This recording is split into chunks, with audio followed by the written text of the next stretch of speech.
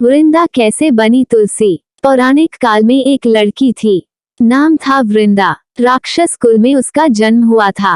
वृंदा बचपन से ही भगवान विष्णु जी की परम भक्त थी। बड़ी ही प्रेम से भगवान की पूजा किया करती थी। जब वो बड़ी हुई तो उनका विवाह राक्षस कुल में दानव राज जलंधर से हो गया। जलंधर समुद्र से उत्पन्न हुआ था। वृंदा बड़ी ही पतिव्रता स्त्री थी, सदा अपने पति की सेवा किया करती थी। एक बार देवताओं और दानवों में युद्ध हुआ। जब जलंधर युद्ध पर जाने लगे तो वृंदा ने कहा, स्वामी आप युद्ध पर जा रहे हैं, आप जब तक युद्ध में रहेंगे मैं पूजा में बैठकर आपकी जीत के लिए अनुष्ठान करूंगी, और जब तक आप वापस नहीं आ जाते मैं अपना संकल्प नहीं छोड़ूंगी।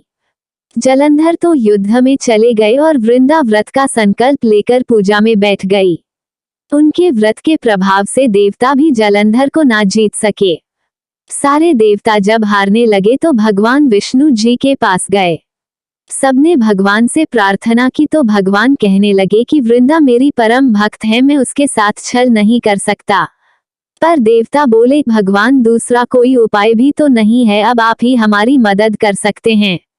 भगवान ने जलंधर का ही रूप रखा और वृंदा के महल में पहुंच गए। जैसे ही वृंदा ने अपने पति को देखा, वे तुरंत पूजा में से उठ गई और उनके चरण छू लिए। जैसे ही उनका संकल्प टूटा, युद्ध में देवताओं ने जलंधर को मार दिया और उसका सिर काटकर अलग कर दिया। उनका सिर वृंदा के महल में गिरा। जब वृंदा ने देखा कि मेरे पति का सिर तो कटा पड़ा है, तो फिर ये जो मेरे सामने खड़े हैं ये कौन है? उन्होंने पूछा, आप कौन हैं जिसका स्पर्श मैंने किया? तब भगवान अपने रूप में आ गए, पर वे कुछ न बोल सके। वृंदा सारी बात समझ गई। उन्होंने भगवान को श्राप दे दिया, आप पत्थर के हो जाओ। भगवान तुरंत पत्थर के हो गए। सभी देवता हाहाकार करने लगे। लक्ष्मी जी रोने लगी और प्रार्थना करने लगी। तब वृंदा जी ने भगवान को वापस वैसा ही कर दिया और अपने पति का सिर लेकर वे सती हो गई।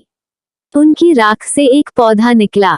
तब भगवान विष्णु जी ने कहा, आज से इनका नाम तुलसी है और मेरा एक रूप इस पत्थर के रूप में रहेगा, जिसे शालिग्राम के नाम से तुलसी जी के साथ ही पूजा जाएगा, और मैं बिना तुलसी जी के प्रसाद स्वीकार नहीं करूंगा। तब से तुलसी जी की पूजा सभी करने लगे और तुलसी जी का विवाह शालिग्राम जी के साथ कार्तिक मास में किया जाता है। देवउठनी एकादशी के दिन इसे तुलसी विवाह के रूप में मनाया जाता है।